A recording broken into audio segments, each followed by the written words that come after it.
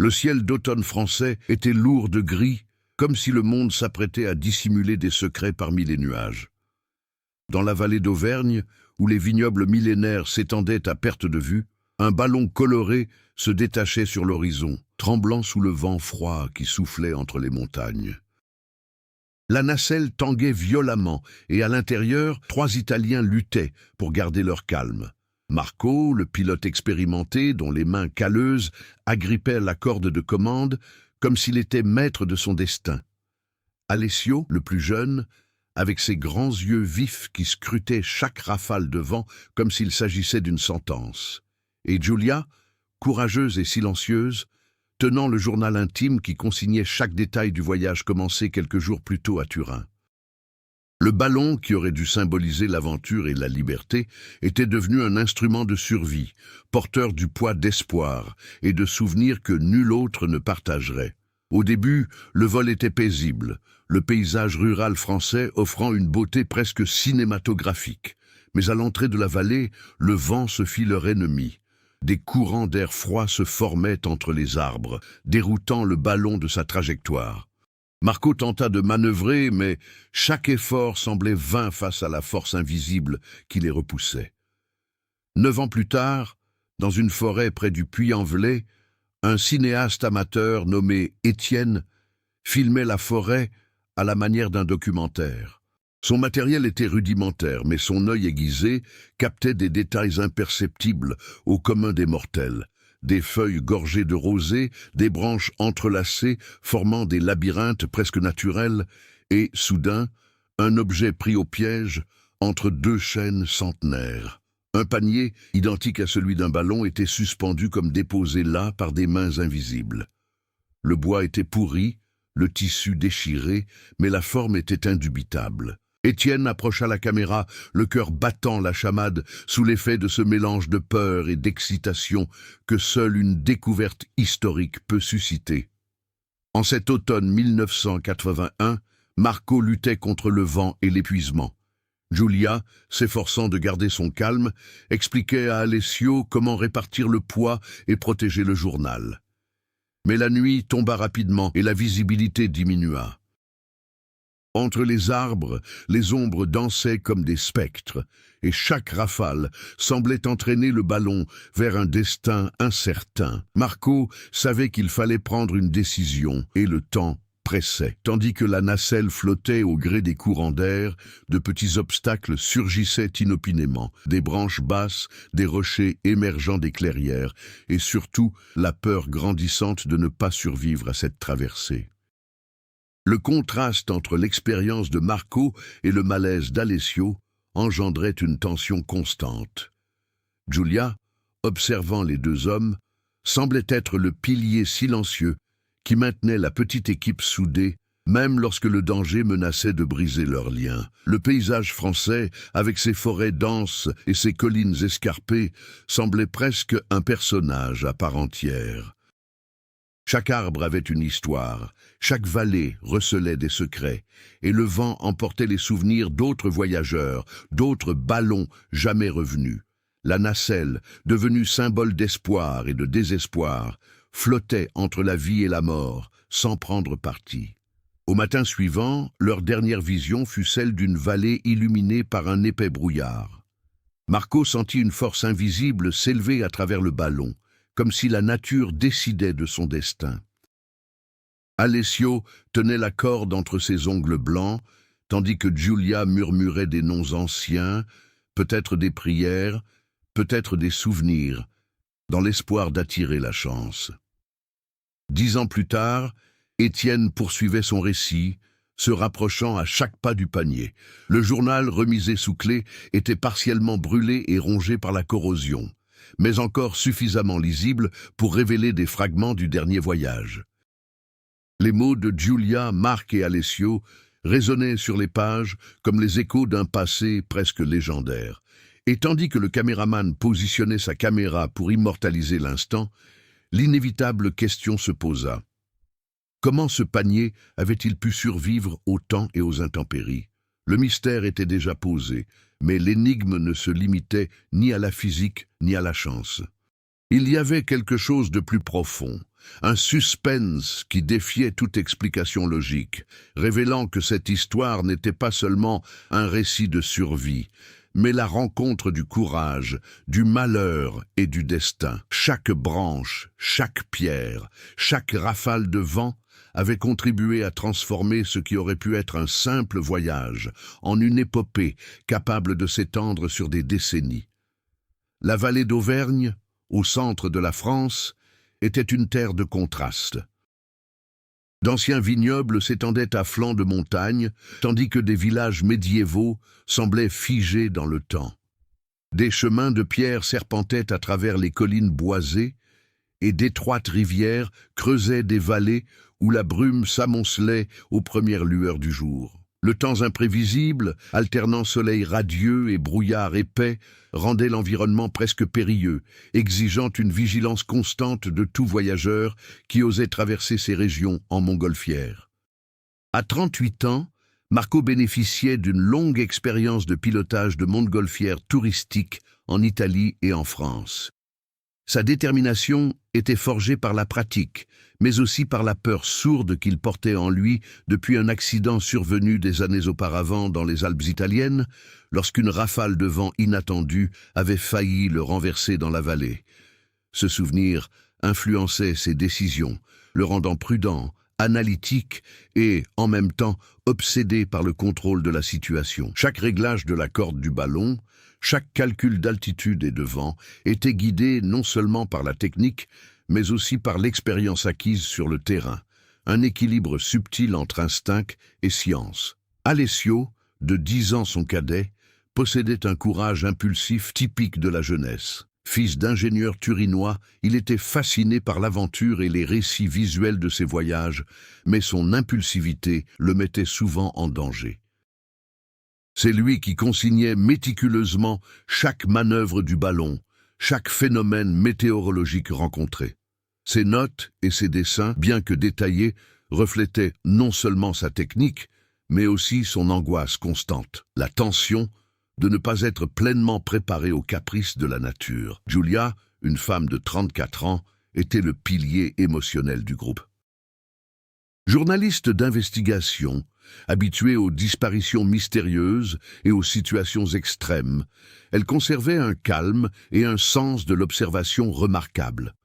Son journal consignait les faits avec précision, mais aussi les subtilités émotionnelles, la sueur qui perlait sur le visage de Marco, le souffle court d'Alessio face au vent plus fort, et le silence pesant qui régnait à la tombée de la nuit. Giulia percevait des détails qui échappaient aux autres, et souvent c'était son intuition qui indiquait la voie la plus sûre, même lorsque la logique implacable de Marco suggérait un autre chemin. Les bois qui entouraient la vallée semblaient presque un personnage à part entière. Des chênes centenaires formaient d'étroits couloirs, tandis que hêtres et bouleaux se dressaient en gardiens silencieux. Le sol, jonché de feuilles humides et de branches cassées, dissimulait des pierres pointues et des racines qui auraient facilement pu piéger la nacelle si le ballon avait été contraint de descendre. De petits animaux, renards, hiboux et sangliers apparaissaient dans les clairières, observant les voyageurs avec curiosité ou crainte. Le vent, constant et imprévisible, agitait les branches et charriait des effluves de pin, de terre humide et de mousse, leur rappelant que, malgré sa beauté, le lieu était sauvage. Parmi les personnages secondaires, on remarquait des habitants et des historiens amateurs qui, des années plus tard, enquêteraient sur la disparition du groupe. Henri, un bûcheron qui connaissait chaque arbre de la forêt, fournirait des indices sur d'étranges mouvements dans les arbres où le panier avait été retrouvé. Louise, professeure d'histoire dans un lycée voisin, avait quant à elle consulté d'anciennes archives sur les accidents d'avion et les disparitions mystérieuses dans la région. Tous deux contribuèrent indirectement à l'intrigue, ajoutant de la profondeur au suspense sans pour autant détourner l'attention du trio principal. Le contexte culturel et historique de la France de 1981 a également influencé le récit. Le pays connaissait des bouleversements politiques et sociaux, avec l'accession de François Mitterrand à la présidence et une période d'incertitude économique.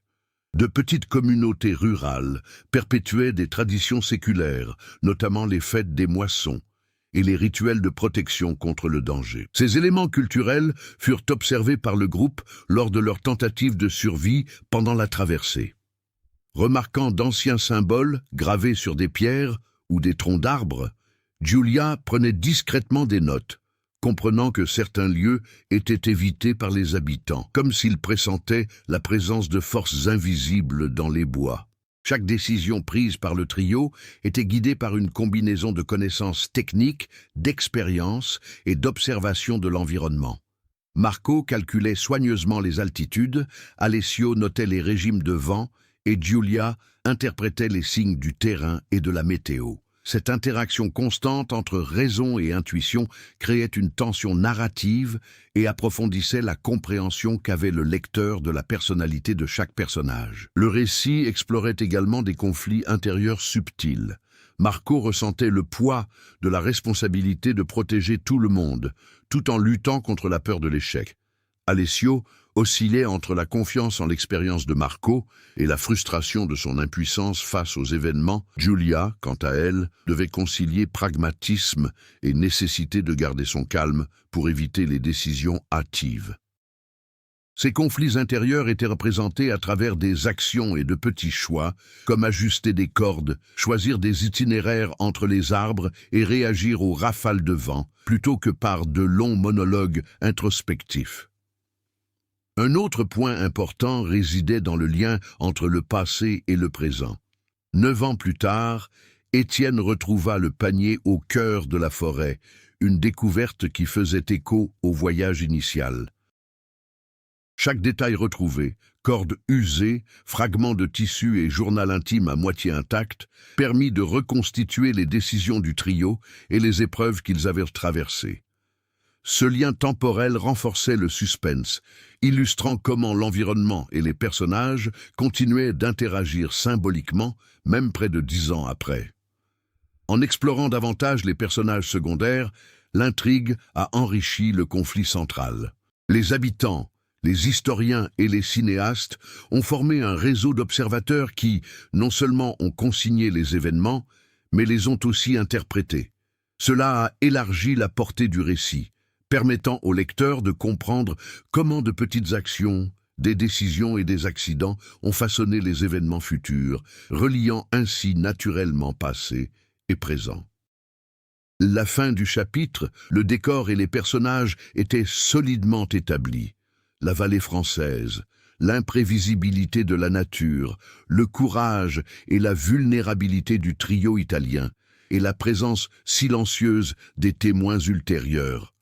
Chaque élément culturel, historique et environnemental était intégré au récit pour l'enrichir sans l'alourdir d'explications superflues.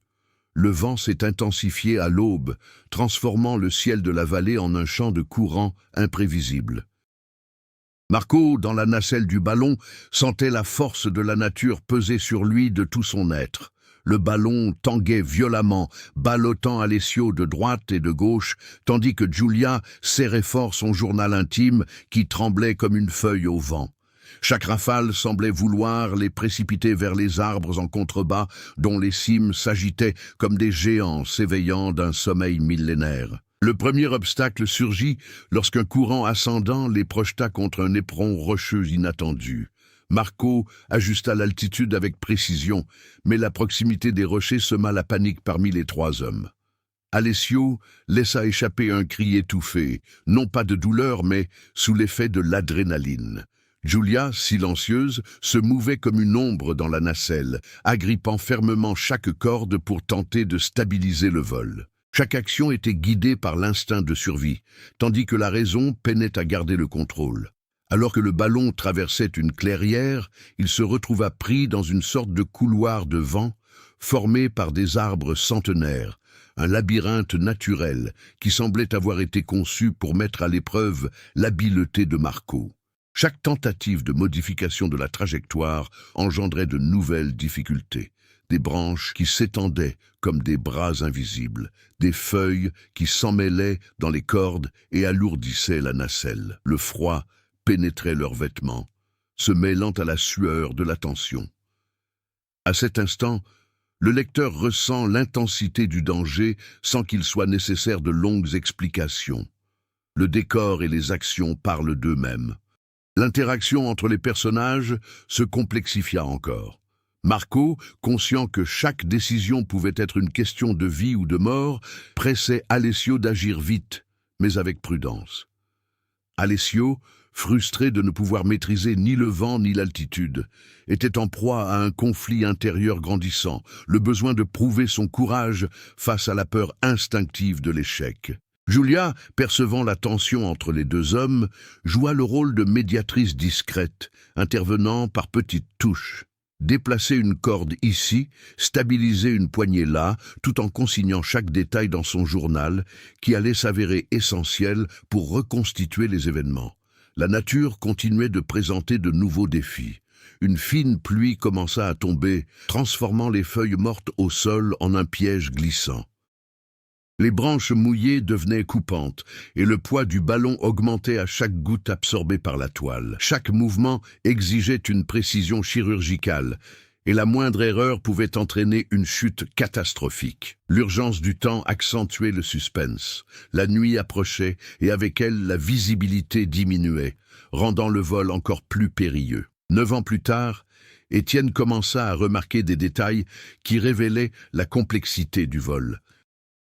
La nacelle, coincée entre les arbres, portait des marques d'impact, des déchirures dans la toile et des cordes effilochées, signes évidents d'une lutte acharnée contre les éléments. De petits objets personnels, fragments de cartes, pièces d'instruments de navigation, étaient encore piégés à l'intérieur. Chaque découverte renforçait la compréhension du conflit initial, faisant de ce mystère non seulement une question de survie, mais aussi de résilience humaine face à des forces imprévisibles.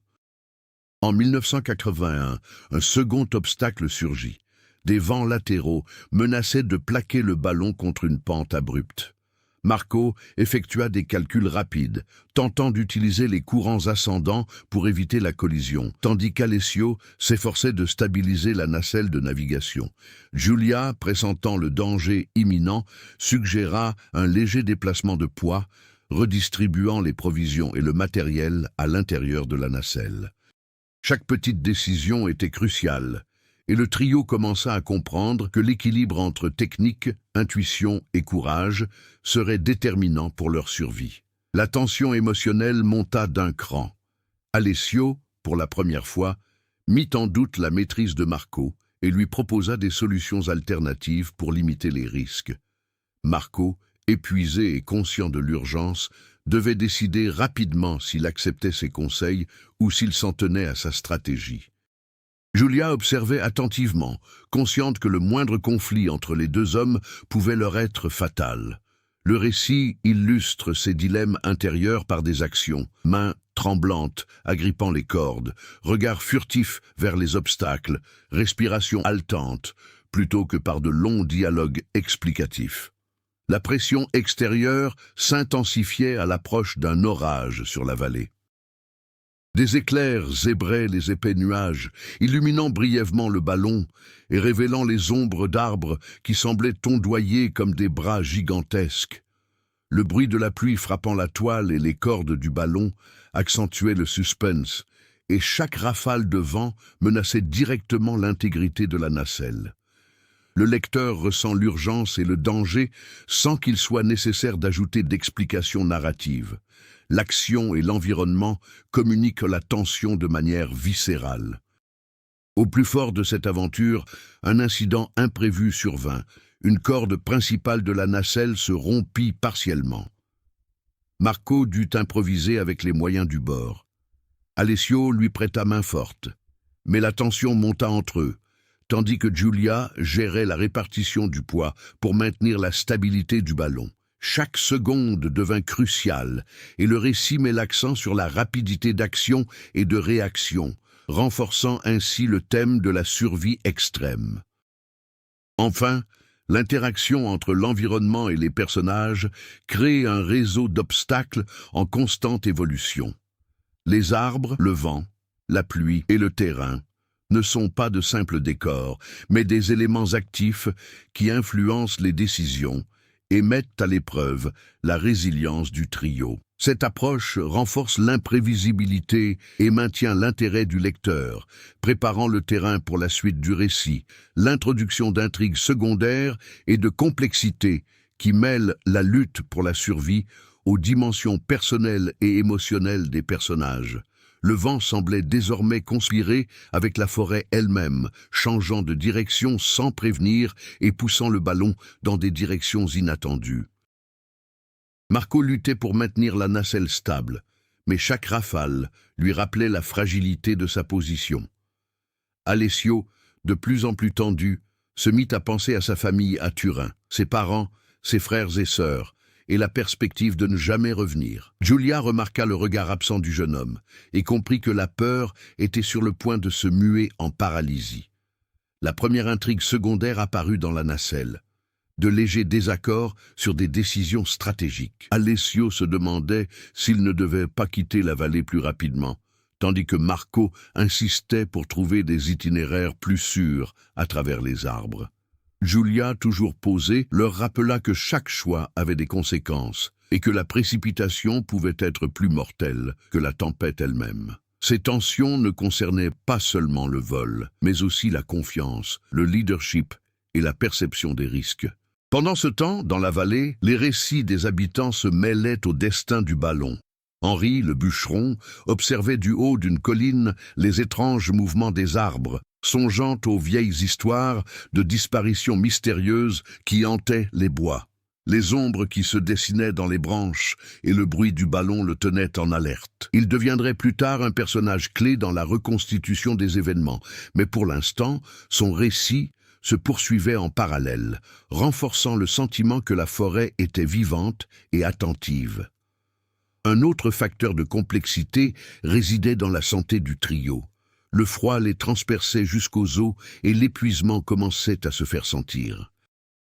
Giulia sentit les mains de Marco trembler et remarqua de légers défauts de coordination, conséquence des nuits blanches et des tensions accumulées. Alessio, le corps engourdi par le vent et le froid, commença à commettre des erreurs subtiles, ajustant mal les cordes ou calculant mal les chaînes. Chaque faux pas rappelait que la survie dépendait non seulement de l'habileté, mais aussi de l'endurance physique et mentale. Le panier, devenu presque un microcosme, reflétait les relations humaines.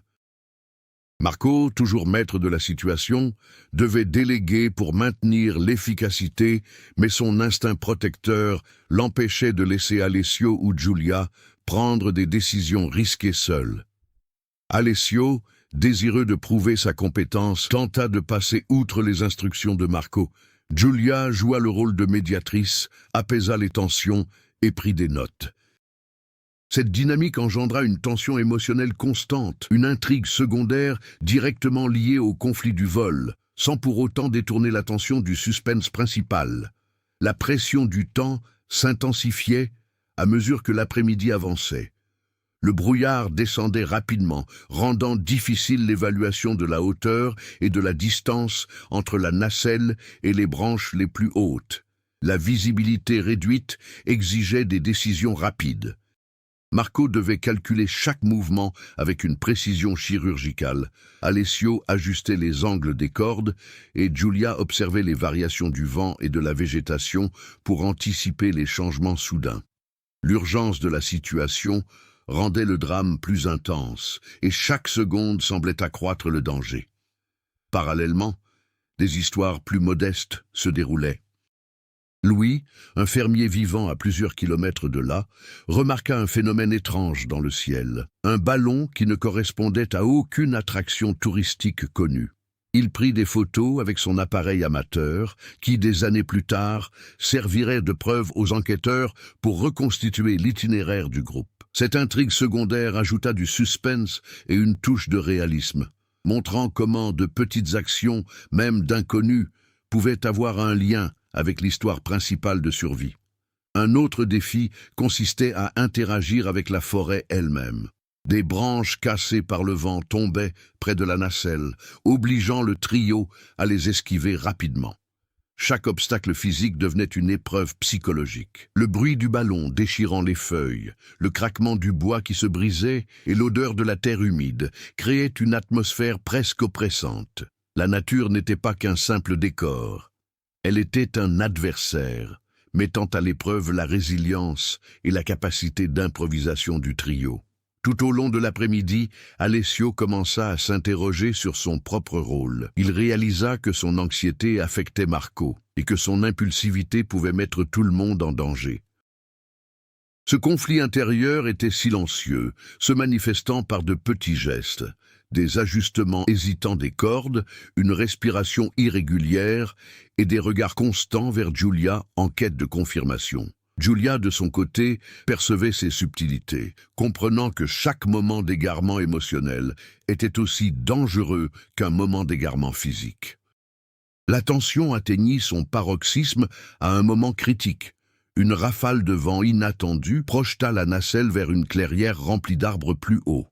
Marco cria des ordres, Alessio réagit trop tard, et Giulia dut agir vite pour redistribuer le poids. Le ballon s'éleva un instant, évitant la collision, mais l'effort fourni les épuisa tous les trois. Cet événement renforça leur interdépendance, leur confirmant que leur survie reposait sur la coopération, la perception et l'action coordonnée. Parallèlement, l'intrigue secondaire du passé s'entremêlait au présent. Des fragments du journal de Giulia, découverts par Étienne des années plus tard, révélaient les stratégies du trio, leurs peurs cachées et leurs décisions cruciales. Chaque entrée montrait comment de petits choix individuels étaient liés à leur destin collectif, enrichissant le récit et tissant un lien organique entre passé et présent. Finalement, la complexité émotionnelle et physique du vol s'intensifia à la tombée de la nuit. La température chuta et le trio dut choisir entre chercher une clairière pour atterrir ou continuer à risquer leur vie dans les airs.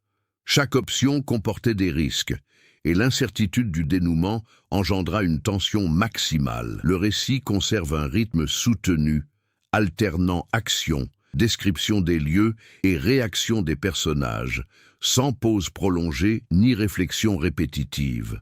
La dimension culturelle joue également un rôle. Des symboles anciens découverts dans les bois, des marques sur les arbres et de petites inscriptions sur les pierres laissaient deviner que le lieu était historique, presque sacré, et que le ballon empiétait sur des territoires que les habitants évitaient.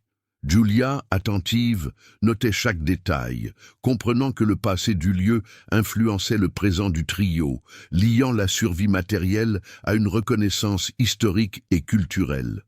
Il en résulte un enchevêtrement complexe de facteurs, conflits internes, obstacles environnementaux, pression temporelle, interactions avec des personnages secondaires et traces historiques de la région. Le tout s'entremêle à l'intrigue principale de survie, préparant le terrain pour tournant, où des décisions cruciales et des événements inattendus transformeront le cours de l'histoire. La nuit était tombée sur la vallée d'Auvergne, et l'épais brouillard silencieux transformait chaque arbre en une silhouette fantomatique. Marco ajustait l'altitude du ballon, sentant la toile craquer sous la pression du vent, tandis qu'Alessio serrait les cordes, les yeux écarquillés de peur et d'épuisement. Giulia, son journal serré contre sa poitrine, observait les ombres de la forêt, cherchant des repères qui pourraient les guider vers une clairière sûre. Tout semblait se répéter inlassablement, comme une routine de survie qui durait déjà depuis des heures, jusqu'à ce qu'un événement inattendu vienne rompre la monotonie pesante. Une rafale de vent, plus forte et plus imprévisible que jamais, projeta la nacelle contre un arbre colossal, déchirant la toile et laissant une profonde entaille dans le bois. Le ballon, déséquilibré, se mit à tourner lentement sur lui-même, menaçant de les précipiter vers une falaise voisine. Marco cria des instructions à toute vitesse, mais Alessio, abasourdi, comprit que la corde principale allait se détacher complètement. La panique se mêla à l'adrénaline. Le risque de chute était réel et imminent. À cet instant, une silhouette émergea des branches basses. Du moins, c'est ce qu'il sembla. Marco, s'efforçant de rester immobile, crut un instant que cette vision était due au brouillard. Julia, cependant, remarqua des détails impossibles à ignorer. Le vieux panier suspendu entre deux arbres, aux cordes usées et marquées par le temps, était identique à celui qu'ils avaient emporté des années auparavant. Le choc fut immédiat. Le tournant fut non seulement physique, mais aussi psychologique. Quelque chose ou quelqu'un, inconnu, avait manipulé le panier pendant près de 10 ans, le préservant d'une manière incroyable. Alessio faillit perdre le contrôle de la corde principale, mais Marco intervint, déployant toute sa force pour stabiliser le ballon. Giulia, sous le choc, commença à tout enregistrer, comprenant que cet instant allait changer non seulement le cours immédiat de leur survie, mais aussi le cours de toute l'histoire. La découverte de la vieille nacelle souleva une série de questions auxquelles aucun d'eux ne pouvait répondre. Comment avait-elle traversé le temps? Qui ou quoi avait maintenu sa trajectoire? Et pourquoi semblait-elle avoir été trouvée précisément à ce moment-là? Pendant ce temps, le ballon oscillait dangereusement au-dessus du flanc de la vallée. Marco devait prendre des décisions rapides, monter pour éviter les branches basses ou descendre au risque de percuter des rochers. Alessio l'aidait, mais la tension entre eux s'intensifiait, car chaque action devait être parfaite. Giulia, encore sous le choc de la découverte, comprit que cette surprise avait le pouvoir de redéfinir les priorités. Désormais, il ne s'agissait plus seulement de survivre au vent et à l'obscurité. Il fallait comprendre le phénomène de la nacelle, devenu une sorte de guide silencieux pour la survie. L'orage, jusque-là lointain, se rapprocha à toute vitesse. Des éclairs zébraient le ciel, dévoilant des fragments de forêt, comme si la nature elle-même voulait souligner chaque obstacle imminent. Marco ajustait le ballon avec une précision chirurgicale. Alessio luttait contre la montre et Giulia consignait chaque détail. La tension, tant physique que psychologique, atteignit son paroxysme. Ce tournant transforma le récit. Ce qui n'était qu'une simple épreuve d'endurance devint une énigme multidimensionnelle, mêlant temps, mémoire et hasard. Soudain, le ballon heurta légèrement de hautes branches, déchirant davantage la toile et provoquant une violente oscillation. Marco en perdit le contrôle quelques secondes, et Alessio sentit l'adrénaline le parcourir. Giulia, en un éclair, redistribua le poids et ajusta les cordes, parvenant à stabiliser le vol. Mais la plus grande révélation restait à venir. En observant à nouveau la vieille nacelle, ils remarquèrent des détails qui défiaient toute explication logique. Des marques de mains, des feuilles fixées d'une manière étrange, comme si l'objet avait été guidé jusqu'à cet endroit. Cette découverte engendra non seulement des tensions, mais aussi une nouvelle dimension émotionnelle pour les personnages. Marco, d'ordinaire pragmatique, commença à se demander si des forces qui le dépassaient ne contrôlaient pas le ballon. Alessio, jusque-là rongé par la peur, retrouva un nouvel élan, la curiosité. Giulia, quant à elle, comprit que le récit qu'elle enregistrait ne se limitait pas à la survie. Il s'agissait désormais de mystère et d'héritage, d'un récit qui transcenderait le temps et pourrait devenir viral des décennies plus tard. L'interaction entre passé et présent s'intensifiait. 9 ans plus tard, Étienne consignerait chaque détail du panier retrouvé, mais à cet instant précis, les 3 Italiens vivaient un tournant décisif. Le récit montre comment chaque décision, chaque réaction, chaque émotion influence directement les événements futurs. La tension ne résidait plus seulement dans la lutte pour la survie, mais aussi dans la compréhension du lien quasi mystique qui unissait les événements, transformant la survie en une aventure épique et inoubliable.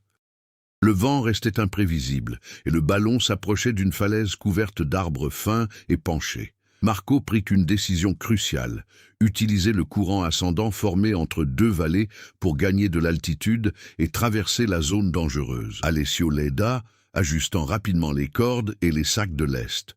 Giulia guidait chaque mouvement, calculant les angles et la vitesse. Chaque seconde comptait et chaque action reflétait la tension du moment décisif. L'histoire n'était plus prévisible, chaque décision devenant un facteur déterminant pour la survie ou le désastre. Finalement, le ballon émergea de la zone dangereuse, planant au-dessus des arbres tandis que la tempête se calmait lentement. Le trio épuisé contempla la vieille nacelle accrochée aux branches. Le silence de la nuit devint presque solennel. La prise de conscience qu'ils avaient survécu à une épreuve non seulement physique, mais aussi temporelle et presque surnaturelle, commença à les envahir. Cet instant redéfinit toute l'histoire. Ils n'étaient pas seulement des survivants, ils étaient les témoins d'un événement qui transcendait le temps et l'espace, reliant passé, présent et futur dans une expérience unique.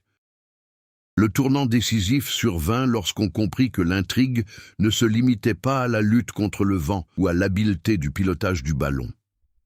L'histoire intégrait désormais un élément de mystère qui transcendait les lois de la physique et du temps, préparant le terrain pour les conséquences immédiates et les réactions émotionnelles des personnages qui seraient explorées dans la partie suivante. Le ballon finit par planer au-dessus de la vallée. Mais le sentiment de sécurité restait bien lointain. Marco respirait bruyamment, ses mains calleuses agrippées aux cordes abîmées, les marques de tension visibles sur ses épaules crispées. Alessio, épuisé et trempé de sueur et de pluie, frissonnait encore, non seulement de froid, mais aussi sous le choc de ce qui venait de se produire. Giulia, serrant son journal contre elle et observant la vieille nacelle coincée entre les arbres, éprouvait un mélange de soulagement et d'étonnement. La réalité de ce tournant décisif se lisait en chacun d'eux. Ils avaient survécu, mais non sans de profondes cicatrices physiques et psychologiques. Le premier effet immédiat fut physique. Le ballon, partiellement déchiré, nécessitait une surveillance constante. Chaque réglage devenait une épreuve de patience et d'endurance, car la moindre négligence pouvait entraîner une chute. Marco dut improviser rapidement, nouant les cordes de façon insolite, redistribuant le poids et coordonnant Alessio, qui comprenait désormais mieux ce que signifiait travailler en harmonie sous pression. Giulia prêtait main forte, mais son regard était sans cesse rivé sur la vieille nacelle, témoin vivant de ce qui les avait menés jusque-là. La tension émotionnelle entre Marco et Alessio commença à se manifester subtilement. Marco, toujours autoritaire, reconnut l'importance de permettre à Alessio de participer aux décisions cruciales. Alessio, de son côté, éprouvait fierté et responsabilité, conscient que ses actions avaient désormais un impact direct sur la survie du groupe. De petits gestes, comme Alessio tenant fermement la corde ou Marco acquiesçant aux suggestions, symbolisaient le rétablissement de la confiance et de la dynamique du leadership. Giulia devint, plus que jamais, le pilier émotionnel du groupe. Elle comprit que chaque réaction avait des conséquences non seulement pratiques, mais aussi psychologiques. Lorsque Marco prenait des décisions hâtives pour éviter les branches, Giulia répartissait le poids et Alessio ajustait la corde. Leur coopération se transforma en un mécanisme de survie qui renforça leurs liens. Chaque action eut un impact direct, illustrant comment le récit de leur survie est aussi un récit d'interdépendance. Pendant ce temps, la pression de l'environnement restait forte. La pluie avait cessé. Mais l'humidité des bois rendait l'air lourd et le vent continuait de tourner de façon imprévisible. Le terrain en contrebas demeurait inconnu, semé d'embûches invisibles. Chaque tentative d'atterrissage ou d'approche d'une zone sûre exigeait une planification rapide et une exécution précise. Les trois personnages apprirent à interpréter les signaux subtils de l'environnement, les changements de direction du vent, les motifs du brouillard et la position des arbres, et à les traduire en actions immédiates qui leur garantissaient équilibre et sécurité. Parallèlement, l'impact de ce tournant commença à se faire sentir dans l'esprit des personnages. Marco, d'ordinaire concentré sur la maîtrise et la technique, se mit à s'interroger en silence sur les limites de ses propres capacités. Alessio comprit que la peur pouvait se muer en action productive, que l'anxiété pouvait se transformer en attention aux détails. Giulia consignait chaque nuance, consciente que chaque décision, chaque réaction et chaque improvisation façonnerait non seulement le résultat immédiat, mais aussi la reconstruction du récit du groupe pour ceux qui, des années plus tard, tenteraient de comprendre ce qui s'était réellement passé. Le lien avec le vieux panier eut des conséquences psychologiques supplémentaires. L'objet semblait porter en lui une sorte de mémoire du temps, un rappel tangible que risque et survie étaient indissociables. Marco se mit à scruter le ciel avec une attention accrue. Alessio remarqua de petits détails du terrain qu'il aurait auparavant ignoré, et Giulia consigna tout avec une précision quasi obsessionnelle. Cette réaction en chaîne d'attention et de vigilance devint la clé pour éviter de nouvelles catastrophes. Pendant qu'il cherchait un endroit sûr pour atterrir, de petits événements secondaires se sont produits. 9 ans plus tard, Étienne, qui avait découvert le panier, a observé des indices d'accident et des signes naturels confirmant la survie du groupe. Il a alors commencé à relier ces découvertes à des documents historiques, des photos anciennes et des archives locales, reconstituant ainsi un tableau précis des événements.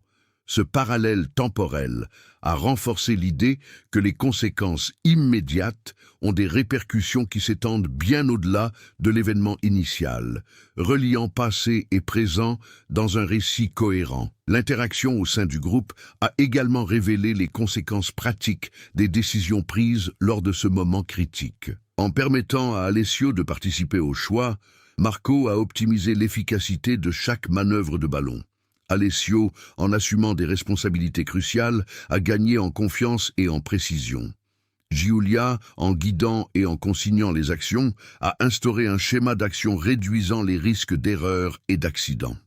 Chaque réaction avait donc une double fonction: assurer la survie et renforcer la dynamique de groupe, illustrant comment les expériences extrêmes façonnent la psychologie et le comportement humain. L'impact était également visible dans les petits gestes du quotidien à bord. Distribuer les provisions, manipuler les cordages, ajuster le lest et surveiller constamment le vent devinrent presque automatiques grâce à l'apprentissage acquis pendant la crise.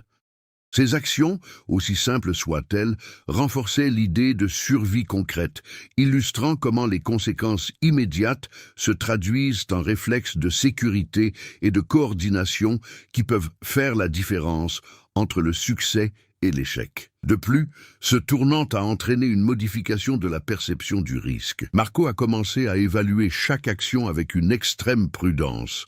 Alessio a développé un sens de l'anticipation et Giulia a amélioré sa capacité à interpréter les signaux subtils de l'environnement. Chaque décision prise par la suite a été influencée par cet événement traumatique, démontrant que l'expérience d'une crise génère un apprentissage immédiat et modifie sensiblement les comportements futurs. Cette étape a également engendré des conséquences sociales et émotionnelles subtiles. Le trio, bien que concentré sur sa survie, a appris à valoriser la collaboration, la confiance et la communication silencieuse. De petits gestes, un signe de la main, un ajustement de corde, un mot échangé, ont renforcé leur interdépendance, créant des liens plus profonds qu'au début du voyage.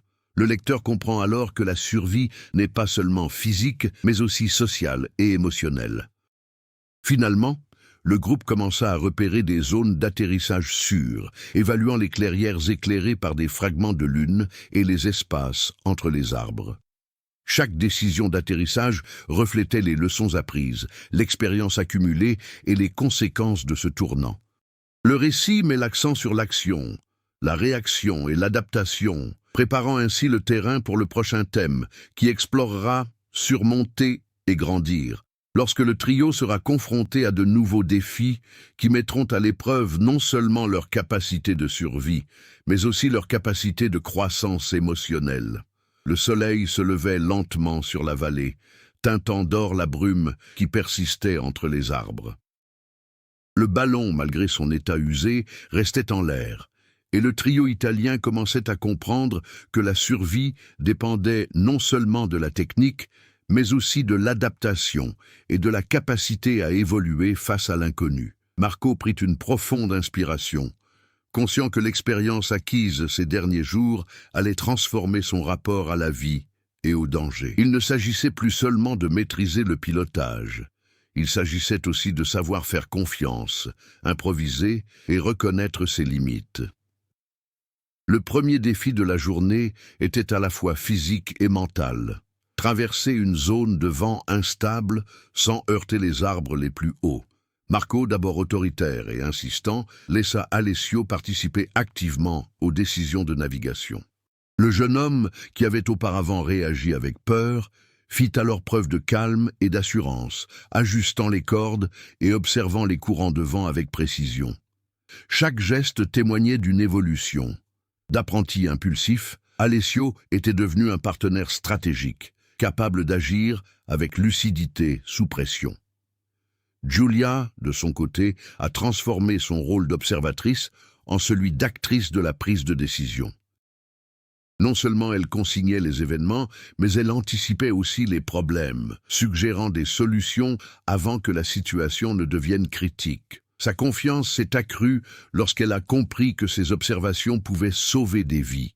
Le journal, qui n'était auparavant qu'un simple enregistrement passif, est devenu un outil de survie actif, démontrant comment l'apprentissage et une attention méticuleuse se traduisent par un avantage concret. Alors qu'il traversait un étroit couloir entre des arbres centenaires, une rafale de vent inattendue les obligea à improviser une fois de plus. Marco proposa d'autres manœuvres. Alessio ajusta le lest et les cordes, et Giulia surveilla la nacelle pour déceler tout signe d'usure critique. Chaque action était le fruit des leçons tirées des événements précédents. Le tournant décisif, la pression émotionnelle et l'instinct de survie les avaient forcés à mûrir. La tension était toujours présente, mais elle s'accompagnait désormais de confiance, d'expérience et d'une parfaite harmonie au sein du trio. Au-delà de l'adaptation pratique, l'épanouissement émotionnel s'est traduit par des relations plus profondes. Marco a commencé à partager stratégies et décisions avec Alessio au lieu de se contenter de donner des ordres. Alessio a appris à communiquer ses observations avec plus d'assurance, reconnaissant l'importance du travail d'équipe. Giulia a joué un rôle de médiatrice, tout en encourageant les décisions individuelles, permettant à chacun d'assumer la responsabilité du destin collectif. Le ballon, autrefois symbole de fragilité et de risque, est devenu un espace d'apprentissage, de confiance et de développement personnel. La forêt, qui leur avait paru hostile jusque-là, commença à être perçue comme une alliée dans leur stratégie de survie. Marco remarqua des courants de vent indiquant des clairières sûres. Alessio reconnut des repères visuels et Giulia observa de subtiles variations de lumière signalant un sol plus stable. Chaque perception témoignait d'une évolution. Ils apprirent à transformer la menace en opportunité, la peur en action, l'incertitude en avantage stratégique. Le lien avec le vieux panier, retrouvé des années plus tard, a également renforcé le processus d'évolution. Les détails observés par Giulia, l'usure des cordes, les traces de mouvement, les marques d'impact, ont permis au groupe d'anticiper les difficultés, de respecter les limites de la nature et d'agir avec plus de discernement. L'expérience de la crise précédente s'est transformée en apprentissage pratique. Chaque décision prise désormais était plus réfléchie, fondée sur l'observation et l'interprétation de l'environnement. Cette évolution émotionnelle s'est également manifestée par une meilleure gestion du stress intense. Marco, qui auparavant réagissait avec tension et rigidité, a appris à moduler ses réactions, privilégiant les solutions stratégiques aux réflexes impulsifs. Alessio a transformé son anxiété en vigilance, remarquant des signes qui échapperaient à un œil non préparé. Giulia a consolidé son aptitude à analyser les situations, devenant un lien entre l'action et l'analyse et traduisant les informations de l'environnement en décisions immédiates. Une situation critique a mis cette évolution à l'épreuve. Un fort courant de vent menaçait de plaquer le ballon contre la dense végétation de la vallée. Marco a coordonné les ajustements de cordes et la redistribution du lest. Alessio a agi promptement pour renforcer la stabilité, et Giulia a identifié les régimes de vent qui leur ont permis d'anticiper les rafales. L'opération, qui aurait été chaotique auparavant, s'est alors déroulée avec précision, démontrant que l'expérience acquise s'était traduite par une action coordonnée et efficace. Le trio commença également à développer une résilience psychologique. La peur était toujours présente, mais elle ne les paralysait plus. Chaque rafale de vent, chaque oscillation du ballon, chaque défi inattendu était interprété comme une occasion de tester leurs limites, de consolider leurs compétences et de renforcer leurs liens. Ce changement n'était pas seulement d'ordre pratique, il s'agissait d'une transformation intérieure, comme en témoignait un calme croissant, des décisions plus affirmées et une confiance mutuelle. La forêt, le vent et les obstacles physiques continuaient de les mettre à rude épreuve, mais le trio apprit à interagir avec eux plus intelligemment. Marco, Alessio et Giulia commencèrent à anticiper les scénarios, à évaluer les risques et à adapter leur stratégie en temps réel. Chaque petit succès renforçait leur progression. Ils n'étaient plus de simples survivants.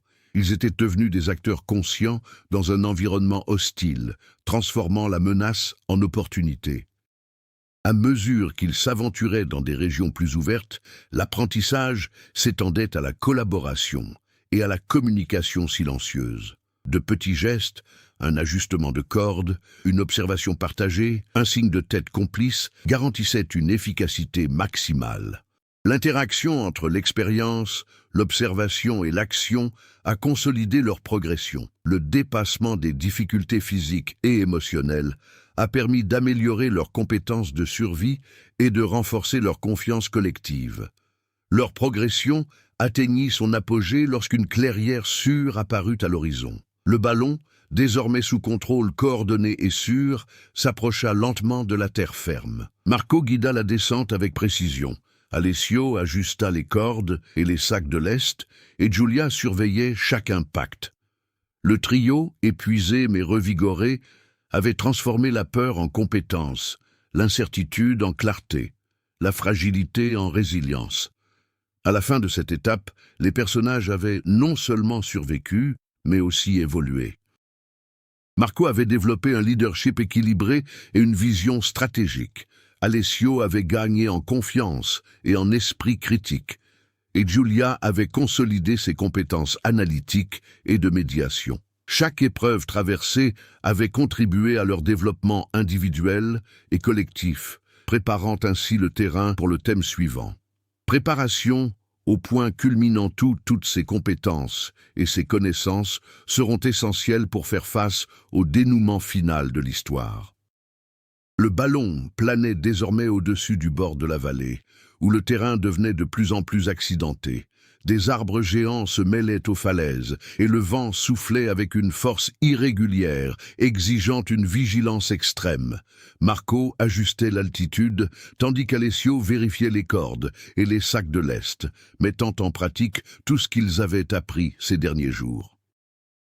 Giulia, observant la végétation en contrebas, indiquait des points de repère pour guider la descente et anticiper les obstacles. Chaque mouvement témoignait d'une précision remarquable, fruit des efforts et de la progression qu'ils avaient déployée. À mesure qu'ils avançaient, la pression du temps s'intensifiait. La nuit précédente, la tempête et le voyage épuisant avaient laissé des traces, tant physiques que stratégiques. Chaque décision devait être rapide et efficace. Marco calculait des itinéraires alternatifs, anticipant les rafales de vent et les zones de collision potentielles. Alessio appliquait des techniques apprises, ajustant le panier pour une stabilité maximale. Giulia, attentive aux détails du terrain et des arbres, fournissait des informations cruciales pour minimiser les risques. La synchronisation du trio témoignait de leur progression et de leur préparation, chaque geste accentuant la tension et renforçant l'urgence du récit. La tension monta d'un cran lorsque les nuages bas recommencèrent à se former. La visibilité diminua drastiquement et chaque arbre semblait un géant prêt à intercepter le panier. Marco criait des instructions brèves, Alessio répondait aussitôt et Giulia restait vigilante, évaluant chaque centimètre carré disponible. Le suspense s'intensifiait, non seulement à cause du danger physique, mais aussi parce qu'il leur fallait se faire confiance dans ces conditions extrêmes. Alors qu'ils franchissaient le passage le plus étroit de la vallée, les souvenirs du moment décisif refirent surface. Le vieux panier, retrouvés des années plus tard, semblaient presque les guider, comme si le destin avait lié passé et présent. Cette référence psychologique accentua la tension. Ils étaient confrontés non seulement à des obstacles physiques, mais aussi à un récit symbolique, où chaque décision pouvait se transformer en leçon ou en catastrophe. L'interaction entre les personnages s'intensifia. Marco, alliant contrôle et assurance, laissa Alessio prendre de petites décisions cruciales. Alessio, désormais en sécurité, ajusta les cordes et le lest sans hésiter. Giulia interprétait chaque mouvement et fournissait des informations environnementales, comme la position des nuages et les courants d'air dans les arbres. La communication était minimale, presque télépathique, chaque action complétant la précédente. Cette synchronisation renforçait l'atmosphère de tension croissante, préparant le lecteur au dénouement. La vallée, à son tour, semblait s'animer. Des vents capricieux, des arbres centenaires et des falaises environnantes créaient un environnement presque hostile, mais aussi riche d'opportunités stratégiques. Marco remarqua un courant ascendant qui pourrait leur permettre de traverser une zone particulièrement dense, mais cela exigeait une précision millimétrique. Alessio ajusta rapidement le panier, redistribuant le poids, tandis que Giulia signalait de subtils changements de direction du vent. Chaque action avait des conséquences immédiates et directes, rendant le suspense palpable et le récit dynamique. Chaque avancée s'accompagnait de petits défis supplémentaires. Des branches cassées tombaient près de la nacelle, exigeant des ajustements rapides. Il fallait redistribuer les sacs de lest. La toile du ballon, déjà usée, demandait un entretien constant. Chaque obstacle était surmonté avec habileté, mais il renforçait aussi la tension. Le sentiment que le dénouement approchait attisait l'impatience du lecteur. Parallèlement, des éléments de l'intrigue secondaire s'entremêlaient, le souvenir du vieux panier, les notes de Giulia et les observations qu'Étienne ferait des années plus tard contribuaient à la densité narrative. Chaque détail du présent faisait écho au passé, montrant que chaque décision avait des répercussions importantes. Cette interconnexion préparait le terrain pour un point culminant non seulement physique, mais aussi symbolique, émotionnel et mystérieux. La communication silencieuse entre les personnages atteignit son apogée. Un geste de Marco indiqua un ajustement de corde. Alessio répondit par un mouvement précis. Giulia annonça des obstacles imminents. Cette coordination méticuleuse reflétait le dépassement des difficultés, la confiance et l'expérience accumulée, éléments essentiels pour affronter le dénouement à venir. Le récit privilégie l'action, la réaction et l'anticipation, évitant les longs dialogues explicatifs. Les conditions météorologiques instables et imprévisibles accentuaient le danger. De lourds nuages provoquaient des rafales soudaines, les arbres se balançaient comme des bras géants, le sol restait inconnu et traître. Chaque seconde passée dans les airs exigeait des décisions rapides et coordonnées, mettant à rude épreuve l'habileté, la confiance et la progression du trio. Le suspense montait naturellement, sans qu'il soit nécessaire de s'attarder. Le lecteur ressent l'urgence à travers l'action et ses conséquences. Lorsqu'une clairière apparut au loin, éclairée par le faible clair de lune, Marco comprit que c'était sa seule chance d'atterrir en toute sécurité avant que la tempête ne reprenne de l'ampleur. Alessio ajusta la répartition du poids, tandis que Giulia vérifiait la présence d'éventuels obstacles au sol. Chaque mouvement était calculé, mais nécessitait aussi de l'improvisation. L'équilibre entre technique, instinct et coordination déterminerait la réussite ou l'échec de l'atterrissage. La tension atteignait son paroxysme. Le point culminant ne se résumait pas à la simple survie, mais à la mise en pratique de tout ce qu'ils avaient appris. Coopération, développement émotionnel, interprétation de l'environnement et prise de décision sous pression. Chaque action entreprise jusqu'alors avait préparé ce moment, consolidant les intrigues secondaires, les conflits et l'évolution des personnages en une tension continue. Le trio progressait avec une précision quasi mécanique.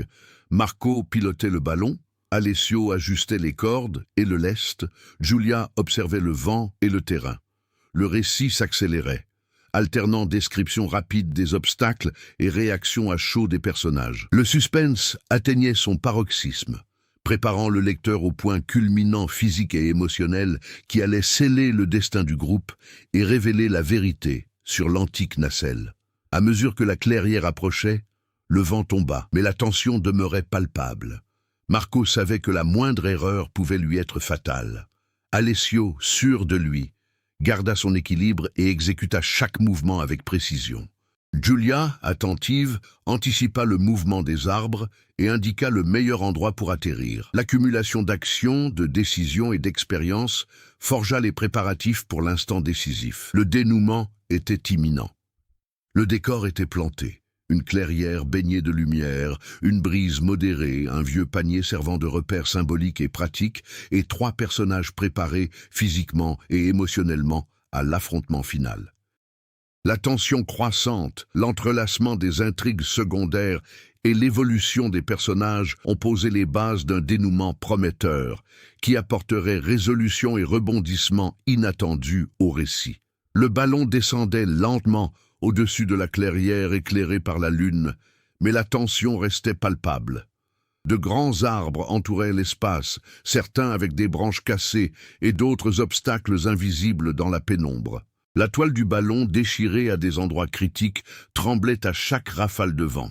Marco sentait son cœur battre au rythme de l'étau qui se tendait, mais il n'y avait plus de place pour l'hésitation. Chaque décision était désormais cruciale. Alessio, aguerri après des jours d'apprentissage, ajustait les cordes et les sacs de lest avec précision. Chaque mouvement reflétait une confiance nouvelle. Il n'était plus le jeune homme impulsif qu'il avait été. Giulia, quant à elle, tenait son journal de bord immobile, mais ses yeux scrutaient le terrain, la prévenant des obstacles et lui suggérant de subtils ajustements. La coordination entre les 3 était quasi parfaite. Fruit de la maturité, du dépassement des difficultés et de l'expérience accumulée. Le vent, toujours aussi traître, dévia le ballon, rapprochant dangereusement la nacelle d'un vieil arbre. Marco tourna rapidement la manivelle pour ajuster la hauteur, tandis qu'Alessio répartissait le poids avec agilité. Giulia indiqua l'espace sûr entre les troncs et les branches. Chaque geste comptait, et la clairière, qui avait paru un havre de paix, se transformait désormais en un théâtre de tensions extrêmes. Un premier incident majeur survint, une rafale de vent inattendue souleva partiellement le ballon et une corde, déjà usée, cassa net. Marco dut improviser en nouant rapidement un renfort avec des bouts de corde et de tissu. Alessio s'accrochait fermement, stabilisant la nacelle, tandis que Giulia réorganisait le matériel pour maintenir l'équilibre. Le temps semblait s'étirer, chaque seconde emplie de suspense. La clairière, enfin en vue, n'offrait qu'une seule chance d'atterrir en toute sécurité. Marco calcula les angles, le vent et l'espace, puis fit un bref signe à Alessio et Giulia. Alessio ajusta les sacs de lest et positionna la nacelle, tandis que Giulia supervisait chaque mouvement, vérifiant les éventuelles conséquences à l'atterrissage. L'effort collectif était intense. La moindre erreur pouvait entraîner une chute fatale ou une collision avec des arbres. Au moment critique, la vieille nacelle, celle-là même qu'Étienne avait retrouvée des années plus tard, réapparut symboliquement. Marco remarqua un repère au sol. L'endroit où la nacelle s'était coincée des décennies auparavant coïncidait avec le point le plus sûr de la clairière. Le trio utilisa instinctivement cet indice, tirant parti de la position exacte pour ajuster la hauteur et le poids. C'était comme si le destin avait guidé le ballon, reliant passé et présent dans un moment de tension extrême. La descente finale exigeait une précision absolue. Marco manœuvrait avec précaution. Alessio ajustait sans cesse les cordes et Giulia fournissait des informations cruciales sur les obstacles. Chaque seconde témoignait d'une coordination sans faille, d'un apprentissage constant et du dépassement des difficultés précédentes. Le lecteur ressent l'accélération du rythme et le suspense, chaque mouvement étant lourd de conséquences et de sens. Le moment critique survint lorsqu'une ultime rafale de vent menaça de projeter la nacelle contre le tronc d'un arbre robuste. Sans hésiter, Marco actionna la manivelle, déviant le ballon en une fraction de seconde. Alessio répartit le poids et Giulia garda un contrôle visuel constant.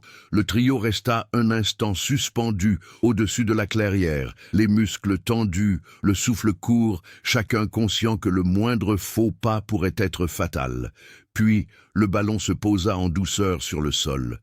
L'impact fut amorti par des ajustements précis et une coordination parfaite. Le trio resta immobile quelques secondes, savourant ce sentiment de sécurité. Marco regarda autour de lui, constatant qu'ils avaient surmonté l'épreuve et survécu. Alessio sourit, un mélange de soulagement et de fierté, tandis que Giulia soupira, enregistrant mentalement chaque détail, consciente que ce moment représentait non seulement la survie, mais aussi un accomplissement personnel et collectif. Le rebondissement final a renforcé l'imprévisibilité du récit. Malgré tous les efforts, la vieille nacelle, saisie des années auparavant, contenait de petits objets indiquant qu'une personne ou une chose avait interagi avec elle durant son isolement. Des fragments de cartes, du matériel usé et des marques presque humaines suggéraient que l'histoire du ballon et de ses occupants était intimement liée à des événements imprévus. Cet élément inattendu a ajouté une dimension mystérieuse, conférant au dénouement une dimension non seulement physique, mais aussi symbolique et émotionnelle. Le trio, épuisé mais indemne, commença à progresser dans la clairière. Marco vérifia les cordes et les toiles, Alessio rassembla le matériel et Giulia scruta les environs, s'assurant qu'aucun détail ne lui échappe. Chaque action témoignait d'une transformation. Marco avait appris à diriger avec équilibre, Alessio avait gagné en confiance et en capacité d'improvisation, et Giulia avait perfectionné ses compétences d'analyse et de médiation. L'affrontement final avait mis à l'épreuve leurs limites physiques et émotionnelles, et tous en étaient ressortis plus forts. Dans le silence qui suit, le lecteur perçoit la tension se dissiper peu à peu. Le danger immédiat est passé, mais l'impact du dénouement demeure. Les personnages ont évolué, la survie est assurée et le récit s'enrichit d'éléments de mystère et de symbolisme. Le ballon, la vieille nacelle et la vallée deviennent les témoins d'une histoire de dépassement de soi, de croissance et d'un rebondissement inattendu. Le point culminant conclut l'arc narratif principal. La survie, la coopération et la transformation personnelle aboutissent à une action décisive et unique. Le trio, bien qu'épuisé, a démontré que l'alliance de l'apprentissage, du courage et de l'observation permet de surmonter les épreuves les plus extrêmes. Le rebondissement lié au panier antique confère à l'histoire une dimension qui transcende la simple survie, reliant passé, présent et mystère dans une conclusion mémorable. La prochaine étape consistera à explorer Conclusions. Le film explore l'impact de cette expérience sur le trio, ses conséquences à long terme et la résolution des intrigues secondaires avant d'arriver à l'épilogue. Le soleil se leva derrière les collines, projetant ses rayons chauds sur la clairière où le ballon se posa enfin. La nacelle, désormais bien ancrée au sol, paraissait minuscule face à l'immensité de la vallée, mais elle portait en elle toute l'intensité de l'expérience vécue. Marco, les épaules encore crispées par l'effort du vol, regarda autour de lui et réalisa que ce voyage avait transformé non seulement son pilotage, mais aussi sa conception du leadership et de la confiance. Il inspira profondément, ressentant le poids de chaque décision et la responsabilité partagée qu'ils avaient assumée tous les trois pendant des jours.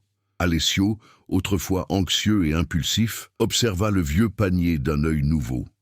Chaque détail, chaque marque, chaque nœud renforçait l'idée que survivre ne se résumait pas à échapper aux dangers physiques, mais consistait aussi à interpréter les signes, à agir avec précision et à faire confiance au groupe. Il était fier d'avoir trouvé un équilibre entre action et réflexion, entre courage et prudence. Cette expérience l'avait profondément marqué. L'angoisse du début s'était muée en une confiance sereine, fruit d'un apprentissage intense et des décisions qui avaient sauvé tout le monde. Giulia, de son côté, restait attentive, son journal fermement en main. Chaque entrée, chaque détail consigné consolidait ses connaissances et lui faisait comprendre que la survie n'était qu'une partie de l'histoire. Le récit s'étoffait, intégrant le mystère du vieux panier, l'interaction avec l'environnement et l'évolution émotionnelle du groupe. Elle comprenait que chaque élément, de la tempête à la rafale de vent qui avait failli les emporter, contribuait à une vision d'ensemble de cette expérience, de ce courage et de cette transformation. Alors que tous trois reprenaient leur souffle, de petites conséquences pratiques se firent sentir. La toile du ballon était déchirée et nécessitait des réparations, et le matériel, exposé aux intempéries, devait être réorganisé. Chaque action visant à rétablir la stabilité témoignait d'un savoir-faire acquis. Marco ajusta les cordes avec efficacité. Alessio redistribua le lest avec précision. Giulia vérifia les alentours pour garantir la sécurité.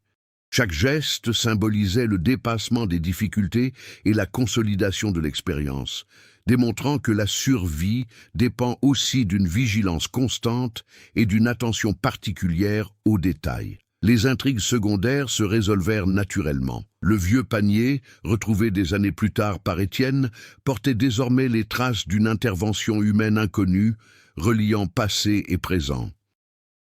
La clairière, lieu de l'atterrissage final, était devenue le témoin du courage, de la coopération et de l'évolution. De petits objets à l'intérieur du panier suggéraient que d'autres avaient vécu des expériences similaires, renforçant la dimension mystérieuse du récit et reliant le trio à un réseau invisible d'événements à travers le temps.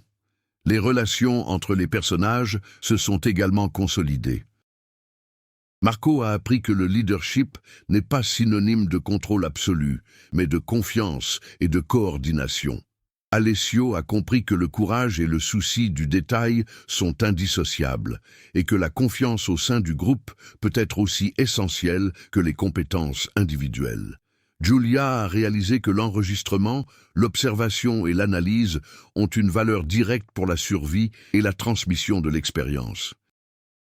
L'équilibre entre compétences, coopération et perception émotionnelle est devenu le fondement d'un apprentissage durable, prêt à être partagé ou transmis.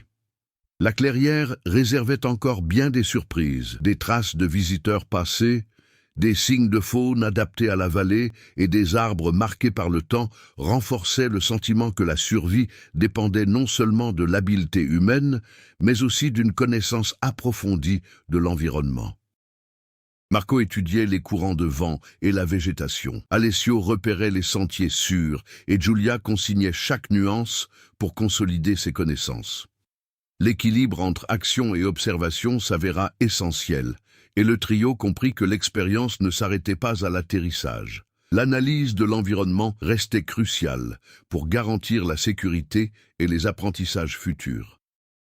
La tension émotionnelle s'estompa peu à peu, laissant place à une réflexion silencieuse, non à un dialogue, mais à une perception partagée. Chacun, à travers le regard de l'autre, prit conscience de l'intensité de l'expérience commune.